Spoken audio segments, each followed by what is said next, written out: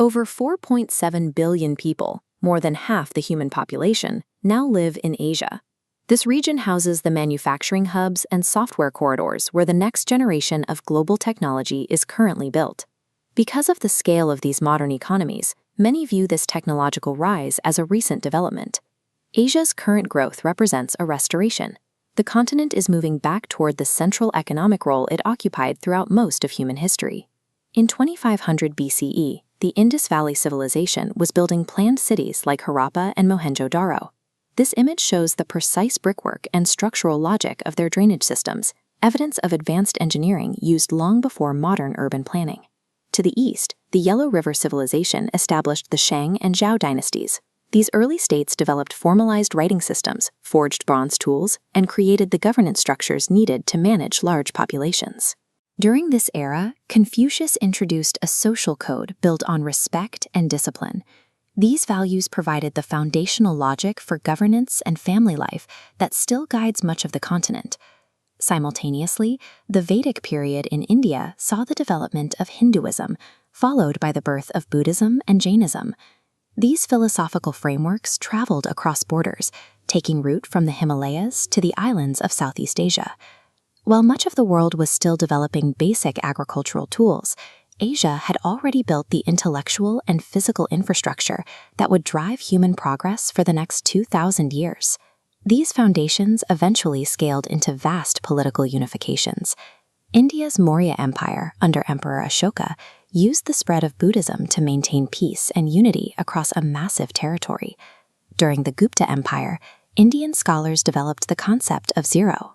This diagram shows how defining zero as a tangible value allowed mathematics to move beyond basic counting and into complex astronomy and physics. China's Han Dynasty expanded the Silk Road, creating a trade network that moved goods and culture across thousands of miles of desert and mountain.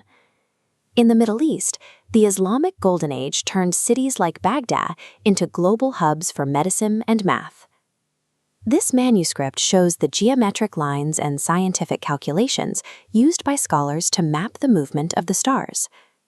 Before the 15th century, these interconnected empires made Asia the primary engine for global trade and scientific discovery. This era of dominance was interrupted in the 1400s. European powers arrived, and their presence quickly shifted from equal trade to territorial control. The British, Dutch, and French occupied vast regions of Asia. They systematically extracted resources, damaging local industries to support the growth of Western manufacturing. This economic extraction was enforced by military presence. Across Southeast Asia and the subcontinent, local populations lived under a starkly unequal power dynamic. This pressure eventually reached a breaking point. Resistance movements, like the Indian freedom struggle and the Chinese revolutions, began the long process of reclaiming national autonomy. The colonial era was a violent disruption, a period forcing the continent to pause its growth while it fought to regain control of its own future. In the 20th century, that growth resumed at high speed. Japan rebuilt its post-war economy to become a global leader in robotics and consumer electronics.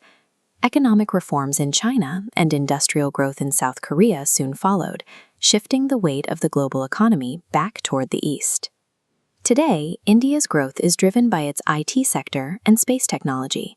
These rocket launches provide evidence of the continent's modern aerospace capabilities. Through this rapid acceleration, Asia has resumed its role as the world's primary hub for manufacturing and technological innovation.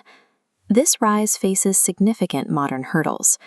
This chart shows how massive population density and industrial emissions are rising alongside economic growth, creating a difficult balance for the future. Despite these challenges, the region currently files more AI-related patents and deploys more industrial automation than any other part of the world. Asia's modern power comes from its ability to integrate ancient social traditions with hyper-modern development. As the global order continues to shift, the world's center of gravity is once again located in the East.